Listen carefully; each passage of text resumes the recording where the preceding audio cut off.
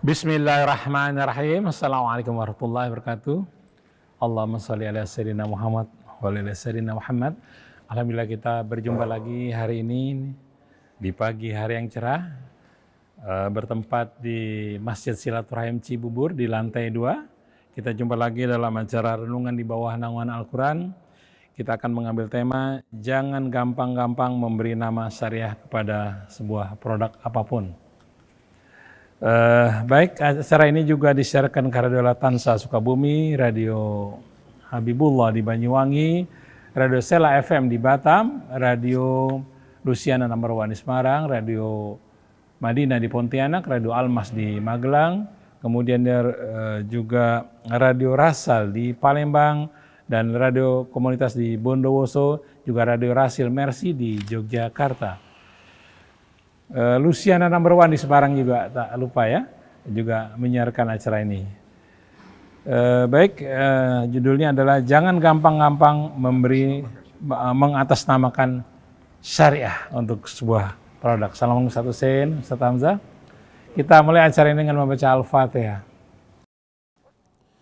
A'udzu billahi minasyaitonir rajim. Bismillahirrahmanirrahim. Alhamdulillahi rabbil alamin. Ar-Rahmanir Rahim. Maliki yaumiddin. Iyyaka na'budu wa iyyaka nasta'in. Ihdinas siratal mustaqim.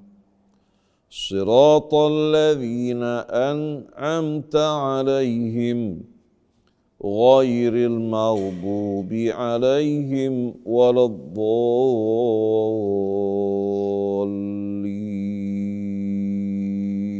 Ya, alhamdulillah kita sudah membaca Al-Fatihah. Mudah-mudahan Allah mudahkan kita dalam memahami apa-apa yang disampaikan oleh guru-guru kita, Ustaz Hussein dan Ustaz Hamzah. Fadhal Ustaz. Bismillahirrahmanirrahim. Alhamdulillahi rabbil alamin. Allahumma salli wa sallim wa barik ala abdika wa rasulika sayyidina Muhammadin alladhi ibta'athtahu rahmatan lil alamin bashiran wa nadhira faballagha risalatah wa adda amanatah wa nasaha ibadah wa taraka ummatahu alal mahajjatil bayda layluha kanahariha la yazighu anha illa halik. Salawatu rabbi wa salamuhu alaihi wa ala alihi wa sahbihi wa man ihtada bihadihi ila yaumiddin. Subhanaka la ilma lana illa ma 'allamtana innaka antal alimul hakim. Wala haula wala quwwata illa billahil aliyyil azim. Allahumma inna na'udzubika an nadhilla aw nudhal aw nazilla aw nuzal aw nadhlima aw nudhlama aw najhala aw yujhala alaina. Rabbana zidna ilman wa alhiqna bis salihin, amma ba'du. Ikhwan, akhwat pendengar, pemirsa radio TV Silaturahim yang dirahmati Allah. Ustaz Hamzah Al-Attas, Ustaz Muhammad Krisna, Ateb, dan semua kru yang menemani kita pada acara pagi hari ini. Seluruh keluarga besar Rasil, kaum muslimin dan muslimat yang dirahmati Allah. Assalamullahi alaikum warahmatullahi wabarakatuh. Waalaikumsalam warahmatullahi wabarakatuh. Tema kita pada hari ini dengan judul jangan gampang-gampang mengatasnamakan syariah. Baik itu satu perbuatan, atau satu fatwa, atau satu produk. Karena bila tidak sesuai dengan syariat, maka akan menodai kesucian dan keagungan dari syariat itu sendiri. Pada masa-masa sebelum Renaissance, sebelum terjadi kebangkitan masyarakat di Eropa pada abad ke-18, kita semua sama-sama tahu, yang membaca sejarah sama-sama tahu bagaimana kolaborasi antara raja-raja yang berkuasa yang mendapatkan dukungan dari tokoh-tokoh agama, kaum gereja, yang membenarkan, mengesahkan perbuatan-perbuatan raja-raja yang berbuat aniaya terhadap para pemeluk agama, terhadap rakyat-rakyat di bawah ancaman syariat. Wajib mentaati raja. Mentaati raja berarti mentaati Allah Subhanahu wa taala. Ini merupakan kampanye yang digembar-gemborkan oleh tokoh-tokoh agama pada saat itu. Sedangkan tokoh-tokoh agama dalam berbagai macam kebijakan-kebijakannya yang banyak merugikan rakyat mendapatkan perlindungan dari penguasa.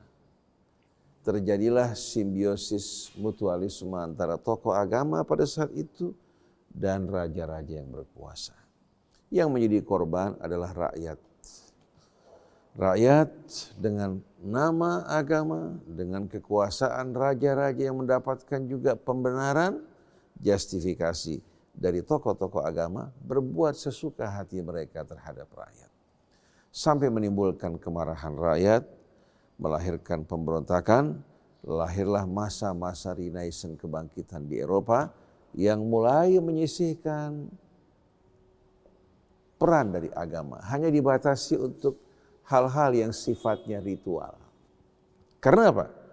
Bukan karena agamanya yang tidak benar, tapi karena penyimpangan, penyelewengan yang dilakukan oleh tokoh-tokoh agama yang menimbulkan kebencian, kemarahan rakyat secara umum. Begitu juga kemarahan mereka terhadap raja-raja yang bekerja sama dengan para tokoh agama. Sampai akhirnya mulai mereka melakukan perbaikan, pembaharuan dan sistem pemerintahan yang betul-betul berasaskan demokrasi yang tidak diintervensi oleh agama dan tidak mendapatkan perlindungan daripadanya. Nah, yang terjadi pada masa-masa sebelum Renaissance, sebelum abad ke-18, sebetulnya merupakan kelanjutan dari praktek-praktek yang menyimpang dari tokoh-tokoh agama sebelumnya.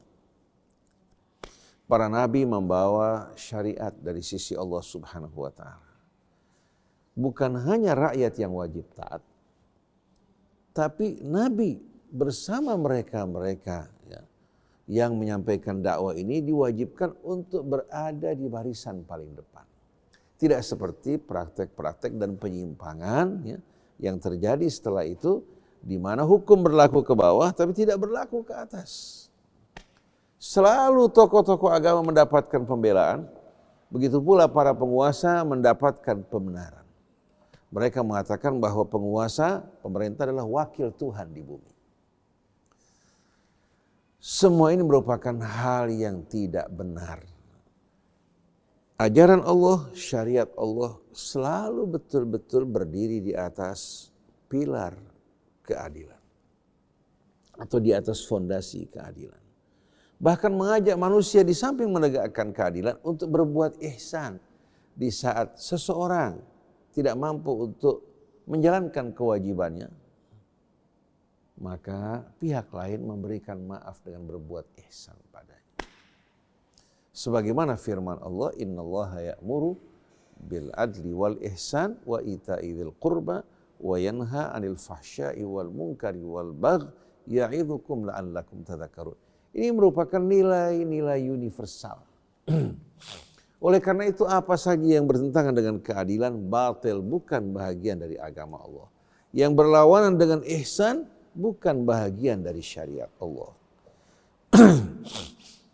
Begitu pula perbuatan-perbuatan, ucapan-ucapan yang keji dan mungkar serta sikap dan perbuatan aniaya adalah hal yang ditentang oleh ajaran Allah dan syariat.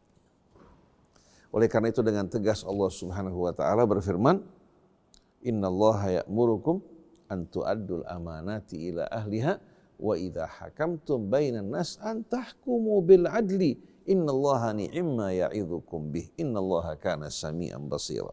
Allah memerintahkan setiap orang dari kalian. Mau dia seorang ulama, mau seorang pejabat, mau seorang nabi, seorang rasul, atau rakyat biasa, wajib masing-masing menjalankan amanat yang diamanatkan Allah kepadanya. Oleh karena itu kita jumpai para nabi, orang yang terdepan dalam mentaati Allah dan menjalankan syariatnya. Mereka orang yang paling jauh dari pelanggaran-pelanggaran terhadap syariat Allah. Berbeda dengan kondisi keadaan yang kita jumpai di tengah-tengah masyarakat saat ini, di mana tokoh-tokoh agama, mereka mengajak kepada kebaikan tapi tidak melakukan, tidak semuanya ya. Mereka melarang dari perbuatan mungkar sedangkan mereka melakukan perbuatan-perbuatan mungkar tersebut, dan syariat hanya menjadi kemasan dan bungkusan untuk membenarkan perbuatan-perbuatan yang tidak benar. Akhirnya membuat masyarakat umat salah faham terhadap ajaran Allah Subhanahu wa taala. Karena ulama-ulama yang menyimpang ini menggunakan agama Allah atau menggunakan syariat Allah untuk mengemas kezaliman, kebohongan dan kepalsuan. Seperti yang kita saksikan ya, pada kasus investasi bodong yang berkaitan dengan emas yang terjadi ya, bahkan dilakukan oleh tokoh MUI. Dilakukan oleh tokoh, tapi karena dia seorang tokoh yang punya kekuasaan, maka terlindungi dari apa? Dari sanksi dan hukum. Ini juga bentuk kolaborasi antara apa? Antara penguasa dan tokoh agama. Dan ini bukan hanya satu kasus, sekian banyak kasus terjadi merugikan rakyat dengan mengatasnamakan syariat, kemudian mereka yang melakukan pelanggaran mendapatkan perlindungan dari penguasa, dari pejabat. Kalau seandainya hal ini bisa lolos dari apa? Tangan-tangan hukum, apakah mereka bisa selamat dari keadilan Allah di hari kemudian nanti? Tidak mungkin. Pada saat di mana Allah menegakkan keadilan, tidak akan ada satupun orang yang akan selamat dari tangan Allah dan pengadilannya, kecuali mereka orang-orang yang beriman dan bertaubat, memperbaiki diri mereka sebelum mati mereka. Ini keadilan Allah. Oleh karena itu yang ditegur oleh Allah Subhanahu wa taala bukan hanya apa? Rakyat biasa. Tidak ada yang memiliki kekebalan di hadapan Allah. Nabi melakukan kesalahan ditegur oleh Allah. Kita saksikan Nabi Allah Musa ketika melakukan pembunuhan yang tidak disengaja, dia menyesali dan memohon ampun kepada Allah Subhanahu wa taala. Allah Subhanahu wa taala setelah dia bertaubat memberikan pengarahan dan bimbingan ke arah yang benar. Tapi bagi mereka yang melakukan kejahatan, tidak bertaubat, tidak memperbaiki diri mereka, maka tidak ada kekebalan siapapun dia. Mau orang-orang yang berasal dari kalangan ulama atau anak-anak yang berasal dari keluarga nabinya, tidak ada kekebalan. Faman ya'mal mithqala dzarratin khairan yarah wa man ya'mal mithqala dzarratin syarran yarah. Oleh karena itu kita ingatkan para ulama, termasuk saya pribadi, walaupun bukan ulama, seorang ustadz, begitu pula kepada mereka-mereka yang berwenang. Kalau kita lolos dari pengadilan dunia ini, tidak akan mungkin kita akan lolos dari pengadilan nurani kita yang selalu akan membuat kita bergelisah. Pada saat kematian akan datang, akan membuat kita mengalami ketakutan. Dalam kubur juga akan ada pertanyaan yang datang dari munkar dan nakir. Belum lagi di hari kemudian nanti ketika manusia berdiri di hadapan Rabbul Alamin, orang-orang yang zalim tidak akan selamat pada hari tersebut. Maka mari sebelum kedatangan hari tersebut kita bersama-sama bertaubat, memperbaiki diri kita, dan jangan gampang-gampang mengatasnamakan syariat. Karena tujuannya untuk mencari keuntungan, membodoh-bodohi masyarakat, akhirnya kita menodai kesucian dari syariat Allah Subhanahu wa taala.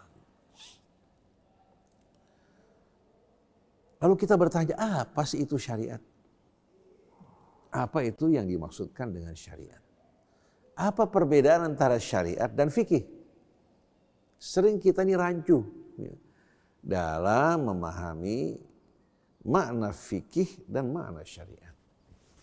Kalau seandainya kita merenungkan ayat-ayat Allah Subhanahu wa taala, membacanya dengan baik, ya, tanpa ada persepsi sebelumnya, kita akan menemukan kata syariat ini merupakan apa? Merupakan ketetapan-ketetapan yang langsung ditetapkan, ditentukan oleh Allah Subhanahu wa taala dan dijadikan sebagai pedoman hidup bagi kita semua. Baik yang berlaku untuk individu, keluarga, masyarakat, berbangsa, bernegara, Allah turunkan syariat. Karena hanya syariat yang datang dari Allah Subhanahu wa taala yang penuh dengan keadilan. Karena Allah tidak punya interest kepentingan. Baik pada satu bangsa, satu kelompok, satu golongan. Allah Tuhan kita semua. Tuhan seluruh bangsa. Seluruh orang yang berwarna kulit, tidak ada bedanya satupun juga. Ya ayyuhan nas, inna khalaqnakum min dzakarin wa untha wa ja'alnakum syu'uban wa qabaila lita'arafu. Inna akramakum indallahi atqakum. Jadi Allah menciptakan manusia dari sepasang anak manusia, kakek dan nenek kita. Menjadikan kita berbangsa-bangsa, bersuku-suku. Agar saling mengenal, berinteraksi, saling memberikan manfaat. Dan menahan diri dari hal-hal yang menimbulkan kerugian bahaya bagi orang lain.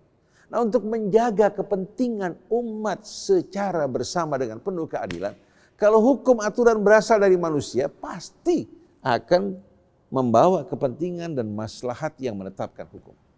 Ini perbedaan antara Islam dan agama. Atau perbedaan antara din dan agama. Kalau agama itu merupakan hasil kesepakatan. Agama itu merupakan apa? Merupakan hasil kesepakatan manusia. Karena mengingat manusia berkembang dengan begitu pesat dan banyak, terjadi tarik-menarik kepentingan untuk menghindari terjadinya benturan, terjadinya konflik di antara manusia, maka manusia menetapkan aturan-aturan dan hukum-hukum yang disepakati, yang kemudian lahirlah yang dinamakan budaya.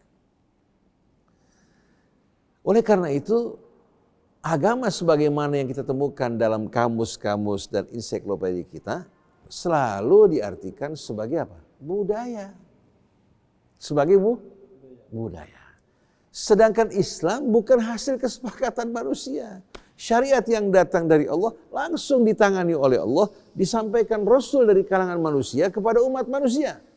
Bukan dari benak Rasul, bukan dari ijtihadnya, bukan dari apa? Pendapatnya, tapi Rasul tugasnya sebagaimana namanya, yang berarti duta, menyampaikan risalah Allah sebagaimana adanya. Oleh karena itu perlu kita bedakan antara agama dan syariat atau agama dan Islam yang datang dari sisi Allah. Islam adalah tuntunan dan pedoman hidup yang Allah ajarkan kepada seluruh nabi. Nabi demi nabi, rasul demi rasul, satu sama lain menyampaikan apa yang datang dari sisi Allah. Allah menetapkan hukum yang sesuai dengan kondisi keadaan manusia pada setiap masa, hingga tiba pada masa kesempurnaan umat manusia. Allah mengutus Nabi-Nya Muhammad SAW bukan hanya untuk satu suku, bangsa maupun golongan, tapi untuk seluruh umat manusia dengan aturan yang memang disiapkan oleh Allah untuk apa? Untuk masa-masa keadaan manusia telah dewasa dan sempurna. Jadi kembali saya ingatkan bahwa Islam, syariat Allah bukan agama. Oleh karena itu saya berusaha untuk menghindari menggunakan kata agama bagi apa? Bagi Islam, karena yang difahami oleh mereka. Ya. Dan apa yang dikenali dari arti agama, sebagaimana yang kita jumpai dalam kamus-kamus dan ensiklopedia, semua menjurus ke arah budaya. Budaya merupakan kesepakatan manusia. Sedangkan Islam dan syariatnya datang dari sisi Allah. Sebagaimana firman Allah dalam surat Asy-Syura, syara'a lakum minad din ma wassa bihi Nuha walladzi auhayna ilaika wa ma wassayna bihi Ibrahim wa Musa wa Isa an aqimud din wa la tatafarraqu fi. Allah mensyariatkan bagi kalian. Syara'a lakum. Allah mensyariatkan bagi kalian wahai umat Muhammad sallallahu alaihi wasallam. Ma wassa bihi Nuh. Syariat yang Allah tetapkan sama dengan yang Allah wasiatkan kepada siapa? Nuh. Wa ma wassai wa ma wallazi auhayna ilaik. Begitu juga yang kami wahyukan padamu sama wahai Rasulullah. Wa ma wassaina bihi Ibrahim wa Musa wa Isa. Begitu juga yang kami wasiatkan pada Ibrahim, Musa dan Isa. An aqimuddin, tegakkanlah agama atau tegakkanlah din Allah. Tegakkanlah tuntunan Allah Subhanahu wa taala. Kalian sebagai hamba, kalian terikat dengan Allah yang telah menciptakan, kalian melimpahkan nikmat karunia-Nya atas kalian, memberikan kalian akal dan ilmu, maka tegakkanlah din Allah. Wala tatafarraqu fi, dan jangan kalian bercerai-berai dalam agama Allah. Kecondongan bercerai-berai akan mengeluarkan kalian dari din Allah, akan mengeluarkan kalian dari syariat dan tuntunannya. Hawa nafsu yang mengajak kalian untuk bercerai-berai. Kata din kalau kita lihat dengan dain dalam bahasa Arab, dain berarti hutang. Sedangkan din di sini menjelaskan bagaimana tanggung jawab seorang hamba yang berhutang begitu banyak kepada Allah untuk mematuhi bimbingan petunjuk yang datang dari sisi Allah. Bukan karena Allah butuh kepada hambanya, tapi justru karena rahmat Allah yang ingin melindungi hambanya, menyelamatkan mereka dari kezaliman sesama satu sama lain. Yang paling mengerikan justru kezaliman sebahagian manusia terhadap sesama saudara mereka. Yang lebih mengerikan lagi Ustaz Hamzah, di saat orang berbuat zalim lalu dia mengatasnamakan syariat. Dia berbuat kezaliman tapi mengatasnamakan syariat, ini lebih mengerikan lagi. Dan ini dilakukan oleh tokoh-tokoh agama ya, yang berkolaborasi dengan penguasa, dan penguasa di saat ingin menggolkan rancangan-rancangan mereka, memohon dan meminta dukungan kepada tokoh-tokoh agama. Istamta'a ba'duhum bi ba'din, satu sama lain ya, saling mendukung, saling menyenangkan, tapi yang mereka dapatkan adalah hawa nafsu dan kepingan-kepingan dunia yang tidak berarti. Jadi perintah Allah kepada kita semua dan umat sebelum kita, an aqimuddin wa la tatafarraqu fih. Tegakkan din Allah dan jangan kalian bercerai-berai di dalamnya. Dalam ayat yang lain Allah berfirman, "Tsumma auhayna ilaika, tsumma ja'alnaka 'ala syari'atin minal amri." Kemudian kami tempatkan kamu ya wahai Rasulullah ala syari'atin min amrina, di atas syariat kami. Jadi Nabi ditempatkan di atas syariat Allah, dan Nabi juga diwajibkan untuk mentaatinya, kemudian menyampaikan kepada umat manusia. Oleh karena itu, tokoh-tokoh agama tidak punya wewenang untuk mengubah sesuatu yang datang dari sisi Allah. Sebagaimana ucapan Rasul ketika kaum musyrikin meminta Nabi mengubah sebahagian ayat-ayat yang datang dari Allah. Qul ma yakunu li an ubaddilahu min tilqa'i nafsi in attabi'u illa ma yuha ilai. Katakan wahai Rasulullah, umumkan bahwa saya tidak punya wewenang untuk mengubah sesuatu dengan kemauan saya, tidak. Saya hanya mengikuti apa yang diwahyukan Allah kepadaku. Inni akhafu in asaitu rabbi adzaba yaumin alim. Saya takut kalau saya menentang Tuhanku akan terkena azab yang amat mengerikan. Tapi sungguh sayang, ternyata orang-orang yang datang setelah para rasul, setelah para sahabat Rasul, orang-orang yang berjuang dengan setia mengikuti Rasul, mulai yang datang setelah mereka melakukan perubahan. Fa khalafa min ba'dihim khalfun warithul kitaba ya'khuduna arada hadzal dunya. Mulai generasi-generasi berikutnya ya, mereka menyalahi jalan tuntunan yang diajarkan oleh Allah melalui Rasulnya. Mereka mewarisi Alkitab, tapi mereka justru menjual ayat Allah dengan harga yang murah. Yang mereka inginkan adalah apa? Kehidupan dunia dan kepingan-kepingannya. Jadi para ikhwan, akhwat pendengar, pemirsa radio TV Silaturahim yang dirahmati Allah, mari bersama-sama kita betul-betul menghadapkan wajah kita kepada Allah, memurnikan niat, dan hati kita semata-mata dengan mengharapkan ridha Allah. Dan kita menyampaikan risalah yang datang dari Allah Subhanahu wa ta'ala dulu kepada Nabi dan Rasulnya. Sekarang Allah amanatkan kepada kita, sampaikan risalah Allah sebagaimana adanya. Jangan mewakili kelompok, mewakili golongan, mewakili mazhab, mewakili sekte, atau mewakili apa? Kepentingan-kepentingan penguasa atau kepentingan-kepentingan dunia. Kita sampaikan sebagaimana adanya. Seperti perintah Allah, ya ayyuhar rasul balligh ma unzila ilaika min rabbik wa illam taf'al fama ballaghta risalatah. Wahai ya ayyuhar rasul, wahai rasul, sampaikanlah apa yang diwahyukan Allah kepadamu. Kalau kamu tidak sampaikan, kamu tidak lakukan, berarti kamu tidak menyampaikan risalah Allah. Nah, kalau Rasul selalu diingatkan, maka kita para ustadz, para ulama seharusnya tidak mengada-adakan kebohongan atas nama Allah Subhanahu wa ta'ala. Faman adlamu mimman iftara 'ala Allahi kadziban aw kadzdzaba bi ayatihi innahu la yuflihudz zalimun. Allah bertanya, ada tidak orang yang lebih besar kezalimannya? Ada tidak menurut kalian orang yang lebih dahsyat, lebih besar kezaliman dan aniayanya dari seorang yang mengada-adakan kebohongan atas nama Allah, kemudian dia dustakan ayat-ayat Allah. Dia gantikan ayat-ayat Allah, apa yang datang dari Allah dengan ketentuan-ketentuan kebijakan yang datang dari sisinya. Dia sudah berdusta atas nama Allah, mengatasnamakan perbuatannya sebagai syariat yang datang dari Allah, kemudian dia abaikan, tinggalkan ayat Allah. Oleh karena itu, kezaliman merupakan hal yang paling dibenci oleh Allah, apalagi kezaliman yang mengatasnamakan syariat Allah. Jadi syariat adalah sesuatu yang langsung datang dari sisi Allah Subhanahu wa ta'ala, yang berisikan pedoman hidup, petunjuk yang datang dari pencipta kita yang maha pengasih, penyayang, yang maha bijaksana, untuk menuntun kita agar tidak melakukan kezaliman terhadap sesama kita. Dengan aturan yang datang dari Allah akan memelihara keseimbangan. Bukan hanya menegakkan keadilan, tapi mengajak manusia berbuat ihsan terhadap sesamanya. Sedangkan fikih adalah produk manusia. Dalam bahasa Arab, al-fiqhu artinya al-fahmu.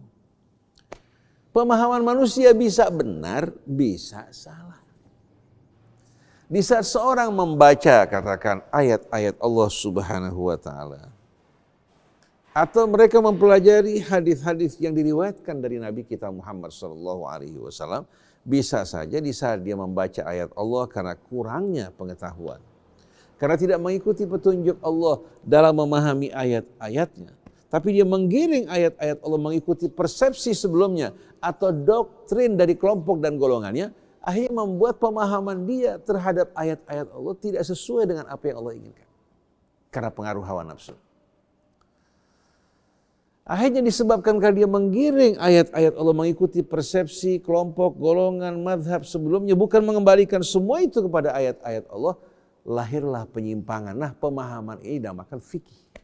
Nah, fikih bisa saja sesuai ya dengan kebenaran, bisa saja tidak sesuai dengan kebenaran. Karena dia merupakan interpretasi dan produk manusia. Jadi kalau seandainya fikih berbeda tidak heran. Karena apa? Karena itu merupakan produk manusia. Lahirlah fikih Syafi'i, fikih Maliki, Hambali, Hanafi. Tapi kalau syariat tidak mungkin akan berbeda-beda. Karena syariat sumbernya satu. Datang dari Allah. Nah, kalau kita ingin membedakan mana syariat dan fikih, kalau kita membaca ayat-ayat Al-Quran berkaitan dengan ayat-ayat yang jelas, yang sifatnya muhkam, yang sifatnya betul-betul tegas, maka ini jelas-jelasan menjelaskan syariat Allah kepada kita semua. Tapi ada ayat-ayat yang memberikan kita rambu-rambu, tidak menegaskan sesuatu secara tegas ya. Karena apa? Karena kita tahu bahwa peristiwa kejadian akan terus berkembang.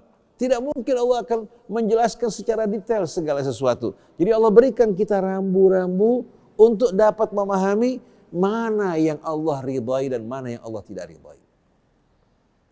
Oleh karena itu dari pemahaman Al-Quran, ulama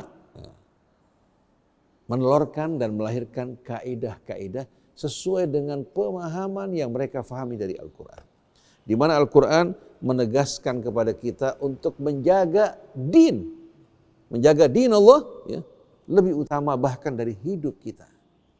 Wala tamutunna illa wa antum muslimun wa'tasimu bihablillahi jami'an wala tamutunna illa wa antum. Bahkan diwasiatkan oleh Ibrahim pada anak-anaknya, diwasiatkan Yakub pada apa? Pada anak-anak keturunan. Begitu pula Nabi kita Muhammad sallallahu alaihi wasallam. Oleh karena itu demi din Allah, demi Islam, demi keimanannya, dia rela mengorbankan nyawanya. Bukan karena berbuat kezaliman, tapi demi mempertahankan nyawanya, seperti kisah Ashabul Kahfi. Walaupun diancam, diburu, tetap mereka tidak sama sekali apa? Tidak rela meninggalkan iman mereka. Jadi hifdzuddin, menjaga din, keimanan, keislaman kita merupakan prioritas yang utama. Yang kedua, hifdzun nafsi, menjaga nyawa, jiwa. Di mana seorang tidak dibolehkan untuk membunuh seseorang tanpa dasar kebenaran. Ini bukan hanya berlaku untuk muslim dengan namanya, bahkan non-muslim haram untuk kita bunuh, kecuali kalau dia melakukan perbuatan-perbuatan yang membuat dia menghalalkan darah, seperti dia melakukan teror atau pembunuhan, melenyapkan jiwa orang yang tidak berdosa. Allah dengan tegas mengatakan wala taqtulun nafsal lati harramallahu illa bil haqq. Jangan kalian membunuh jiwa-jiwa yang diharamkan kecuali dengan dasar kebenaran. Yang diharamkan bukan hanya jiwanya orang Islam, tapi jiwa orang di luar Islam yang tidak melakukan kejahatan, pembunuhan yang menghalalkan darah mereka, haram untuk kita lukai. Kewajiban kita berdakwah pada mereka. Kalau mereka tidak menyambut, lana a'maluna walakum a'malukum lakum dinukum waliyadin. Kemudian yang ketiga, setelah hifdzuddin, hifdzun nafsi adalah apa? Hifdzul akli, menjaga akal. Kalau orang kehilangan akalnya, walaupun dia tampan, cantik, kaya, ya, apa artinya? Oleh karena itu Allah haramkan minuman keras dan semua apa yang menghilangkan akal sehat manusia haram hukumnya. Baik itu benda cair maupun benda padat. Oleh karena itu walaupun morfin tidak disebutkan, kalau disalahgunakan hingga menimbulkan apa? Seorang menjadi pencandu kehilangan akalnya, sabu-sabu dan lain sebagainya haram hukumnya walaupun Quran tidak sebutkan. Jadi Allah berikan rambu-rambu hifdzul akli, ya, menjaga akal sebagaimana tuntunan Al-Quran yang memerintahkan kita betul-betul untuk menjaga kesehatan akal kita. Oleh karena itu Allah haramkan minuman-minuman keras. Termasuk perbuatan keji juga membuat orang kehilangan akal sehatnya. Betul tidak? Perjudian juga termasuk membuat orang bukan hanya kehilangan akalnya, kehilangan juga hartanya. Jadi semua yang diharamkan Allah adalah hal-hal yang berbahaya bagi eksistensi manusia. Jadi hifdzu ad-din, hifdzu an-nafsi, hifdzul akli. Kemudian hifdzun nasli, menjaga anak-anak keturunan kita. Oleh karena itu kewajiban setiap orang untuk menjaga anak-anaknya untuk tetap dalam agama Allah. Menjalankan tetap dalam din Allah, menjaga tuntunannya. Karena dengan mengikuti din yang datang dari Allah akan membuat dirinya selalu akan berbuat kebaikan dan menjaga hak-hak orang lain dan menghormatinya. Kalau seorang berilmu, berjubah, hafal Al-Quran, berbuat kezaliman pada sesama, maka ilmunya tidak akan mampu memberikan syafaat buat dirinya. Jadi tujuan untuk mengikuti, mematuhi din Allah bukan karena Allah butuh. Bukan bertambah mulia Allah dengan kita mengikuti din Allah, tapi justru untuk menjaga keseimbangan, keharmonian umat manusia, hingga dapat betul-betul berpikir dengan jernih dan tidak merasakan kezaliman dari sebahagian yang lain. Nah, di samping orang tua wajib menjaga anak-anaknya, baik kesehatan fisiknya, kesehatan juga jiwanya, keimanan dan keislamannya, negara juga wajib melakukan hal yang sama. Pejabat yang berwenang wajib melakukan hal yang sama. Oleh karena itu, kalau pemerintah membiarkan makanan-makanan yang beredar, yang mengancam kesehatan masyarakat, maka yang paling bertanggung jawab di samping orang tua adalah pemerintah yang berwenang yang membiarkan makanan-makanan ini beredar. Begitu juga kalau makanan-makanan yang haram yang bertentangan dengan tuntunan Allah dibiarkan beredar, dikonsumsi oleh umat Islam tanpa pengetahuan mereka, maka mereka bertanggung jawab. Oleh karena itu saya merasa heran di negara yang mayoritas penduduknya beragama Islam seperti Indonesia. Enzyplek sekian lama dikonsumsi oleh orang-orang kita untuk apa? Membantu pencernaannya. Ternyata terbukti berasal dari hati babi.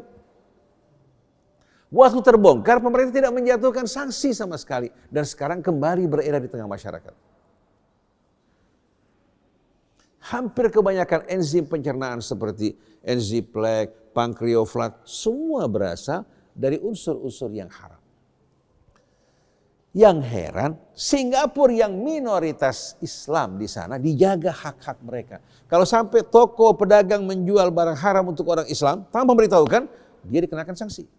Tapi Indonesia yang mayoritas beragama Islam, karena makanan mereka yang masuk ke dalam tubuh mereka tidak dijaga, akhirnya mengakibatkan iman mereka, keislaman mereka mudah sekali untuk apa? Untuk dijual belikan. Makanan yang haram ini yang paling berbahaya. Oleh karena itu ulama, daripada memperdebatkan, meributkan bid'ah-bid'ah yang tidak jelas, masalah kunut, masalah tarawih, masalah puasa Sya'ban, atau membaca Yasin malam Jumat, berhenti bicara seperti ini.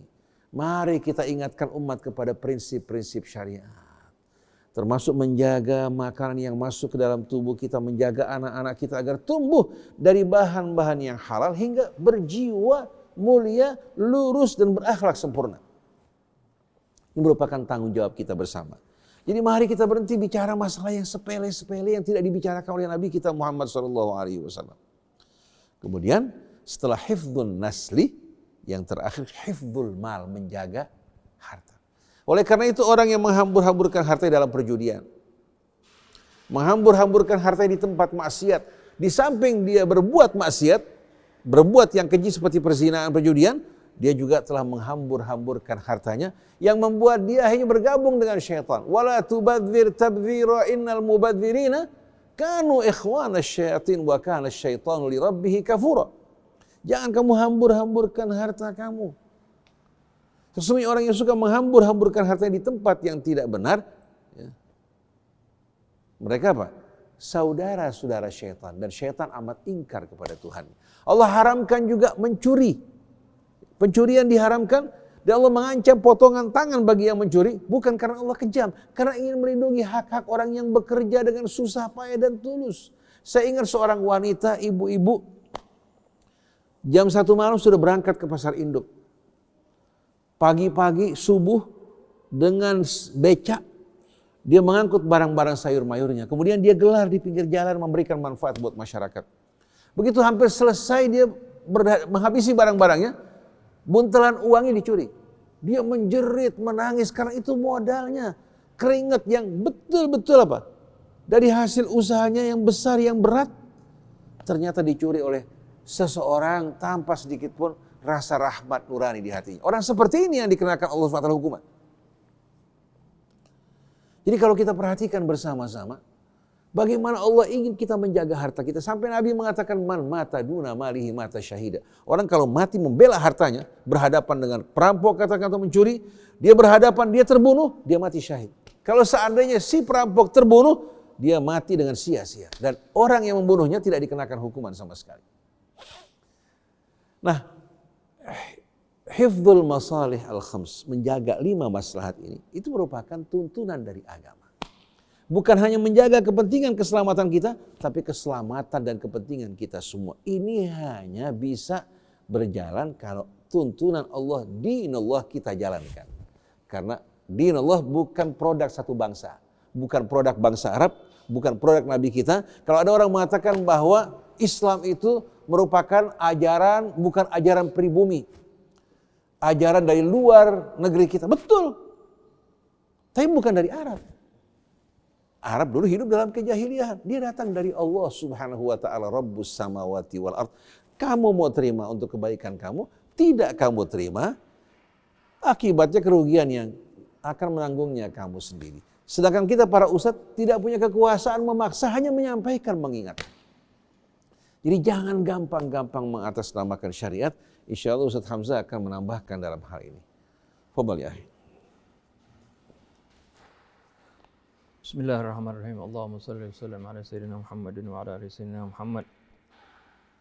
Alhamdulillah kita sudah dapat penerangan yang begitu luas dari guru kita Ustaz Husain Attas.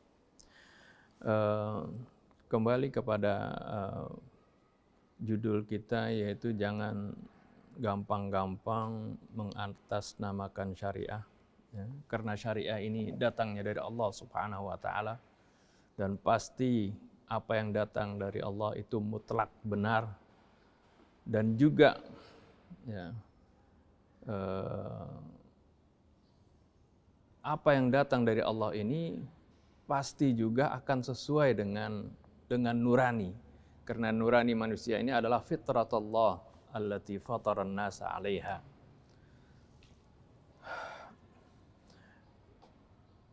Pengalaman kita, ya, sebenarnya saya merasa terharu, ya, saat ini banyak dari kaum muslimin yang terbangkit ghirah mereka itu untuk menjalankan syariah.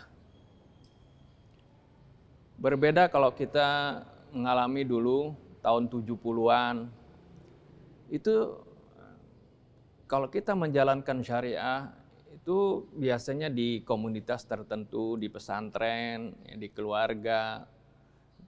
Ya, kita ingat sekali bagaimana kalau anak-anak kita, ya, sekolah mau pakai jilbab dilarang, dimusuhi, bahkan oleh guru agama sendiri. Itu disuruh keluar seperti itu. Ya, ini pengalaman, ya, di apa yang kita alami dulu. Tapi pada saat ini, ya, kemudian berkembang pesat, ya, bagaimana ghirah umat Islam ingin menjalankan syariah, banyak juga yang sudah, ya, menutup auratnya seperti itu. Ini menggembirakan sekali, dan ghirah kaum muslimin untuk menjalankan syariat ini begitu menggembirakan. Akan tetapi bagi para ulamanya, para orang yang mengertinya, janganlah, ya, tadi, ya, atau para orang yang memiliki kepentingan, janganlah kata syariat ini diselewengkan. Jangan kata syariat ini kemudian disalahgunakan segala sesuatu demi untuk kepentingannya, untuk kepentingan kelompoknya.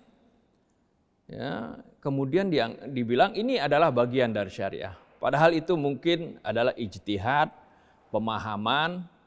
Ya, dibilang itu syariah. Kalau syariah itu udah pasti, kalau datang dari Allah itu pasti benar. Kalau ijtihad itu bisa benar, bisa salah seperti tadi. Nah, ini berkaitan dengan hal-hal yang sering mengatasnamakan syariah ini sering kita jumpai, apakah itu investasi, apakah itu misalnya jual kapling, ya, jual pohon, ini semua diatasnamakan syariah semuanya. Ya, tujuannya supaya, ya, orang membelinya, ya, menarik orang untuk berbondong-bondong membeli, ya. Padahal, ya, ini adalah sesuatu yang dilakukan, misalnya, ya, ada di labelin syariah, kemudian diberi, ya, pemanis-pemanis sedikit seperti itu. Kalau kita melakukan kebaikan, walaupun kita tidak labeli itu syariat, ya, pasti itu akan mendapatkan keridhaan dari Allah Subhanahu wa taala. Ya, kita melakukan kebaikan, ya, melakukan penjualan secara jujur, secara benar, itu sudah menjalankan syariat. Ya. Sebaliknya, kalau kita melakukan transaksi, ya, dalam muamalah, kemudian di dalam transaksi itu terdapat kezaliman, maka walaupun transaksi itu kita labeli dengan syariat, tetap saja itu adalah zalim. Tetap saja itu adalah bertentangan dengan syariat. Ya. Nah, ini harus penting, ya. Kalau kita harus ketahui bahwasanya kalau syariat dari Allah Subhanahu wa taala itu mutlak benarnya. dan ruh dari syariat tersebut pasti di sana adalah tidak ada kezaliman. Ya, di dalam muamalah tersebut pasti tidak ada kezaliman, karena kezaliman tersebut dimurkai oleh Allah Subhanahu wa taala. Mana mungkin Allah yang menafikan dirinya bahwasanya Allah itu katakan wa ma ana bidzalamil lil abid.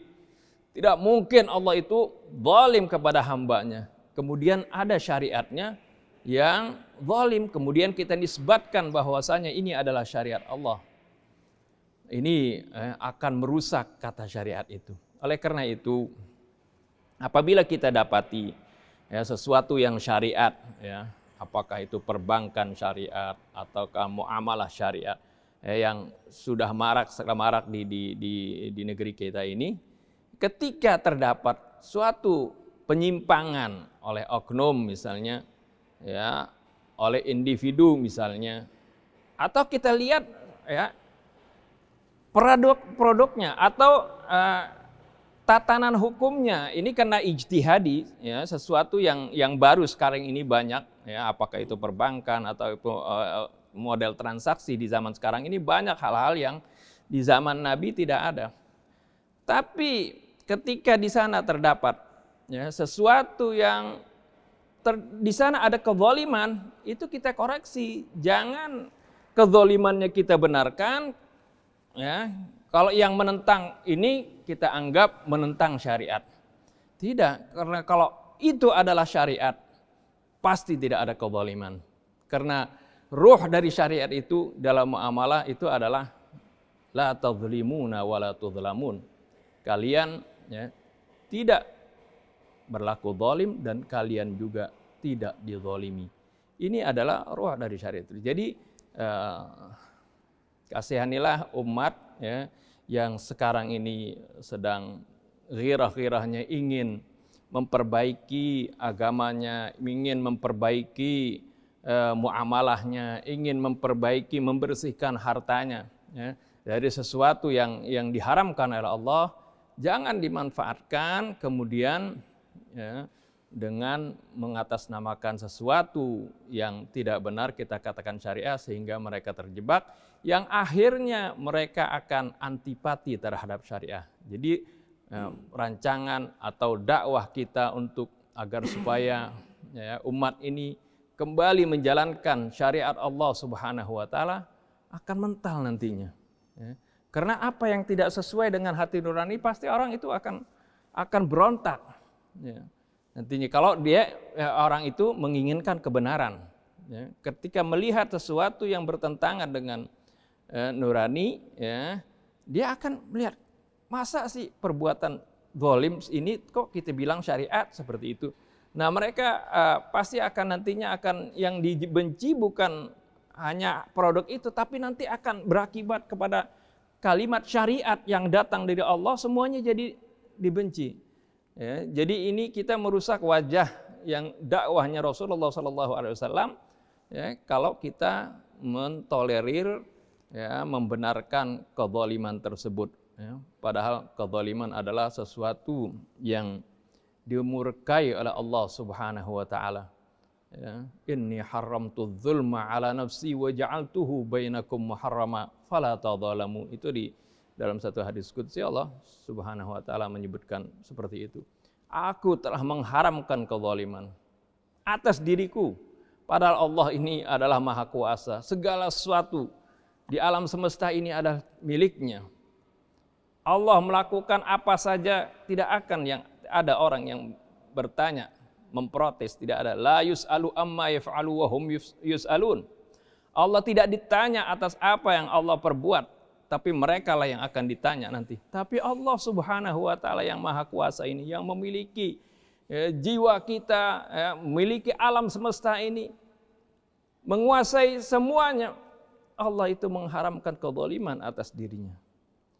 Wa ja'altuhu bainakum muharrama. Aku jadikan kezaliman tersebut haram dilakukan di antara kalian. Fala tadzalamu. Oleh karena itu janganlah kalian saling menzalimi di antara kalian. Ini jadi perlu ditekankan, jangan gampang-gampang kita melabelkan syariah ya, pada sesuatu yang sebenarnya tidak sesuai dengan syariah. Wallahu a'lam. Tambahkan sedikit ya. Apa yang disampaikan Ustaz Hamzah tadi merupakan hal yang penting untuk kita pahami. Agar lebih jelas lagi bagi kita, kita akan memberikan contoh kasus yang terjadi pada saudara kita Yusuf Hamka. Ketika dia meminjam dari bank syariah, dia terbiasa memberikan keuntungan investasi dari investasi yang bank syariah berikan kepadanya. Sampai pada saat datang kondisi COVID di mana ekonomi ini betul-betul mengalami apa? Kalau tidak dikatakan mengalami kelumpuhan, benar-benar mengalami kondisi keadaan yang amat memprihatinkan hingga seorang pengusaha tidak mampu untuk apa? Untuk menjalankan usahanya yang bisa menghasilkan keuntungan, apalagi menutupi kewajiban yang diwajibkan atas dirinya. Nah, kita tahu akad bank syariat dengan Yusuf Hamka itu harus betul-betul sesuai dengan syariat. Kalau dinamakan syariat, sesuai dengan syariat. Kalau bentuk akad tersebut investasi, kerjasama, bagi hasil, maka pada saat pengusaha menghasilkan, maka pihak bank syariat menerima keuntungan dari apa? Dari hasil yang disepakati. Lalu bagaimana di saat pengusaha tidak mampu menghasilkan bahkan mengalami kerugian? Waktu Yusuf Hamka mengajukan kepada mereka untuk meminta keringanan karena kondisi seperti ini, pihak bank syariat tidak mau mengurangi. Akhirnya dia siap untuk melunasi hutangnya. Ternyata waktu dibayarkan hutangnya, di-hold oleh pihak bank syariah. Tidak dimasukkan dalam pelunasan tapi ditahan. Kemudian tetap bunganya kalau sesuai dengan bank konvensional atau bank syariat mengatakan bahwa itu merupakan bagi hasil tetap dipotong. Padahal jelas-jelasan pengusaha ini tidak menghasilkan. Lalu saya bertanya, ini layak tidak dinamakan sebagai bank syariat? Padahal Allah mengatakan la tadlimun wa la tudlamun. Kalau terjadi kerjasama maka keuntungan sama-sama dinikmati, kerugian juga sama-sama dipikul. Itu syariat yang datang dari Allah. Itu keadilan. Tapi yang diberlakukan oleh bank yang mengatasnamakan syariat, kezaliman dengan kemasan syariat. Ini hukumnya wal'iyadzubillah lebih mengerikan daripada bank konvensional. Bank konvensional tidak mengatakan syariat. Kalau ini jelas-jelasan mengatasnamakan syariat. Ini jelas-jelasan merupakan perbuatan yang dikutuk oleh Allah Subhanahu wa taala. Kabura maqtan indallahi an taqulu ma la taf'alun. Paling tidak keringanan diberikan oleh pihak perbankan karena Anda tidak menghasilkan, sementara waktu bagi hasilnya dibekukan, Anda hanya mengembalikan pinjaman pokok. Wa in kana dzu usratin fanadhiratun ila maisarah wa an tasaddaqu khairul lakum in kuntum ta'lamun. Kalau yang berhutang atau yang katakan menjadi pihak kedua dalam kondisi susah, tangguhkan sampai kemudahan. Kalau kalian sedekahkan itu akan lebih baik bagi kalian. Itu Islam. Tapi perbankan-perbankan yang mengatasnamakan syariat, kebanyakannya menamakan syariat bukan karena ingin menegakkan syariat Allah, ingin membawa rahmat bagi umat manusia, tapi tujuannya untuk keuntungan-keuntungan pribadi, keuntungan-keuntungan untuk lembaga mereka, tapi dengan menamakan syariat. Ini lebih jahat daripada bank konvensional. Karena sudah perbuatan zalim dikemas dengan nama syariat.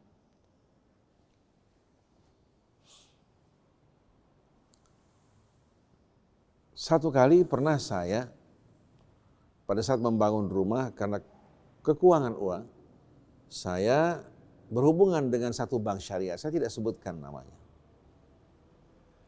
Saya mendapatkan pinjaman 500 juta. Artinya pihak bank syariat membayar melunasi kebutuhan barang-barang saya 500 juta.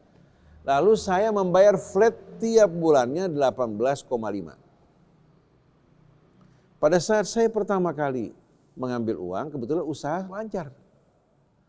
Tapi semenjak saat itu terjadi penurunan usaha. Pendapatan juga berkurang. Itu merupakan pelajaran buat saya yang paling betul-betul bermanfaat. Akhirnya setelah setahun saya membayar, saya merasa keberatan ingin melunasi hutang seluruhnya dengan meminjam pada seseorang. Alhamdulillah dipinjamkan. Waktu kita mau melunasi, saya bertanya berapa kira-kira yang kalian akan potong dari keuntungan, dari murabahah. Dia mengatakan kami tidak akan memotong, tapi kami akan berikan pertimbangan. 1 bulan kami akan potong keuntungannya. Jadi masih ada 24 bulan hanya dipotong 1 bulan. Berarti 23 bulan tidak dipotong. Saya bilang kenapa, kan kalian bank syariat. Dia mengatakan ini kan akad sudah disepakati dari pertama. Lalu saya balik, bagaimana kalau seandainya saya terlambat membayar kewajiban saya 2 bulan 3 bulan. Kalau dipercepat kalian tidak potong, kalau saya terlambat 2 bulan 3 bulan, apakah kalian akan kenakan sanksi? Dia bilang kami akan kenakan sanksi. Kan sudah akad sepakat selama 3 tahun, saya bayar tidak akan berubah. Kalau dalam Islam, kalau seandainya terjadi keterlambatan, kalian wajib untuk memberikan masa buat saya bernafas sampai dapat kemudahan. Karena fatwa Dewan Syariat yang kita lihat sesuai dengan aturan Islam. Saya baca fatwa Dewan Syariat sesuai dengan aturan Islam. Tapi praktek yang menamakan bank syariat, semua kebohongan demi kebohongan. Saya tanya kepada Ustadz Mustafa Ya'qub.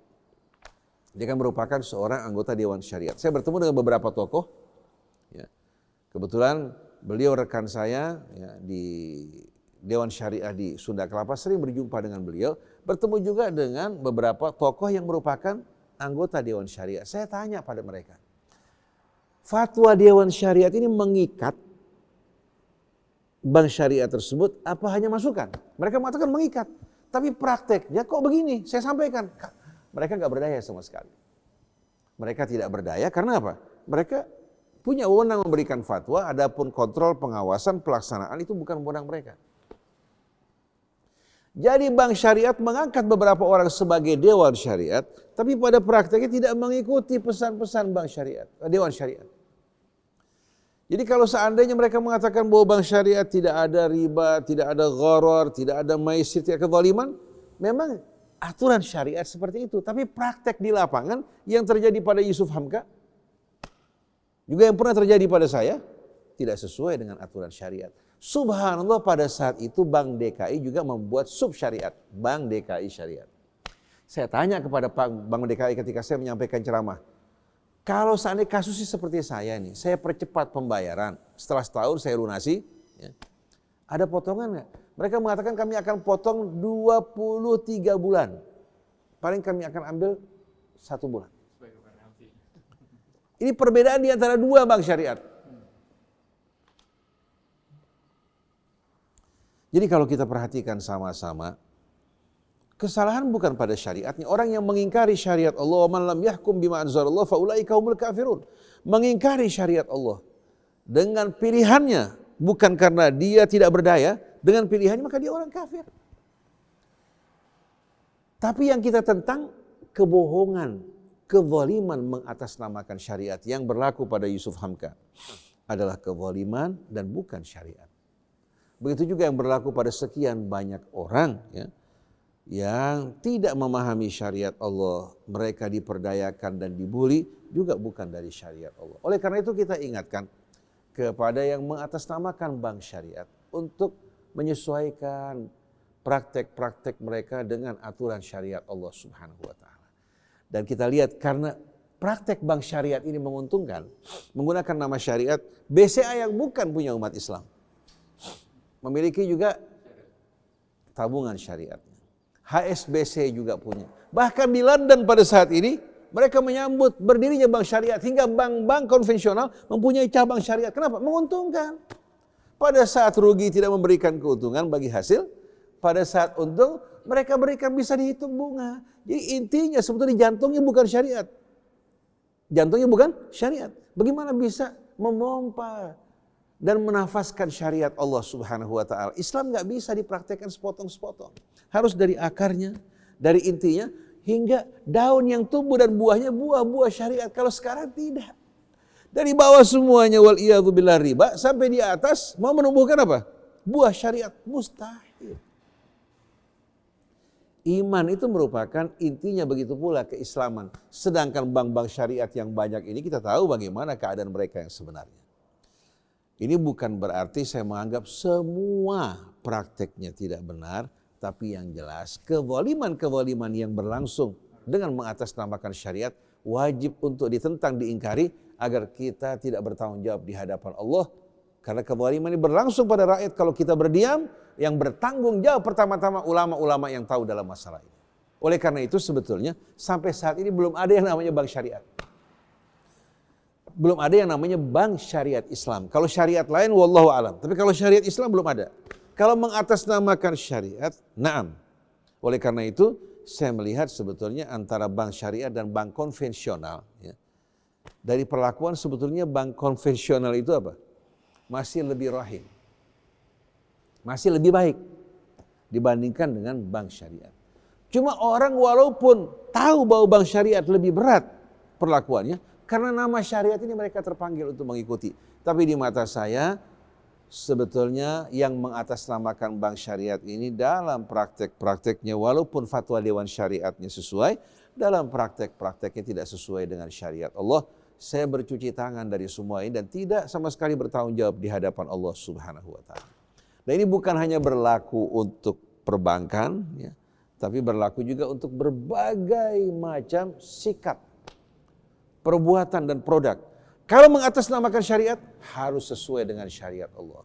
Jangan Anda berbohong atas nama Allah, ya, kemudian Anda menyisihkan dan menyingkirkan apa yang datang dari Allah Subhanahu wa ta'ala dengan apa yang datang dari kalian, hanya disebabkan karena keuntungan dunia yang kalian inginkan. Waliyadzubillah.